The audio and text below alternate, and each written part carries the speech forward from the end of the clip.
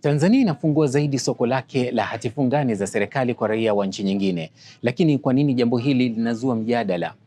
Kwanza, hebu tuelewe hati fungani ya serikali ni nini? Kimsingi ni mkopo wa serikali. Tanzania hutoa hati fungani ili kukusanya fedha. Mwekezaji huinunua, serikali hutumia fedha hizo na kumlipa mwekezaji riba kila mwaka kabla ya kurejesha kiasi cha awali wakati hati fungani hiyo inapofikia muda wake wa mwisho au kukomaa. Kwa kawaida, sehemu kubwa ya ukopaji huu imekuwa ikifadhiliwa na Benki ya Tanzania, mifuko ya hifadhi ya jamii, makampuni ya bima na wawekezaji wengine wa ndani. Lakini kuna jambo ambalo watu wengi hawalijui. Kununua hati fungani ya serikali ya miaka 10 hakumaanishi lazima fedha zako zifungiwe kwa miaka hiyo 10.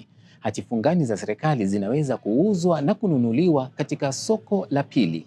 Hivyo, kwa nini Tanzania inafungua soko hili kwa wageni? Hoja inayounga mkono hatua hii ni ya wazi. Inaipa serikali fursa ya kufikia kundi kubwa zaidi la wawekezaji na kukusanya mtaji ndani ya muda mfupi. Pia inaweza kupunguza shinikizo kwa benki za Tanzania kufadhili ukopaji wa serikali, jambo linalowezesha kupatikana fedha zaidi kwa ajili ya biashara na watu binafsi. Lakini hapa ndipo mjadala unapoanzia. Mtaji wa kigeni unaweza pia kuhama kwa urahisi na haraka. Hebu fikiria wawekezaji wa kigeni wakinunua dhamana ya serikali ya Tanzania zenye thamani ya mabilioni ya shilingi.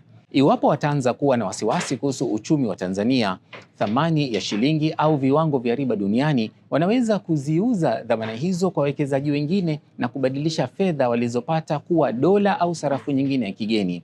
Ikiwa wawekezaji wengi watafanya hivi kwa wakati mmoja, inaweza kuleta shinikizo kwa shilingi ya Tanzania na soko la fedha za kigeni. Na kuna hatari nyingine pia. Tanzania inaweza kuathirika zaidi na mitazamo au hisia za wawekezaji wa kimataifa.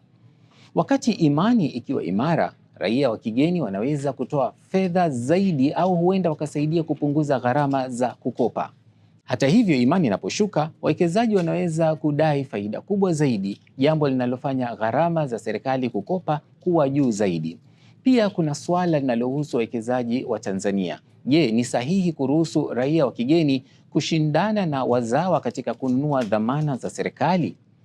Hoja ya kupinga mtazamo huo ni kwamba raia wa kigeni hawatoi tu fedha kutoka Tanzania, bali pia wanaingiza mtaji mpya katika mfumo wa kifedha. Na ikumbukwe kuwa hatua hii haimaanishi kuwa raia wa kigeni wanamiliki mali za Tanzania, bali wananunua deni la serikali ya Tanzania.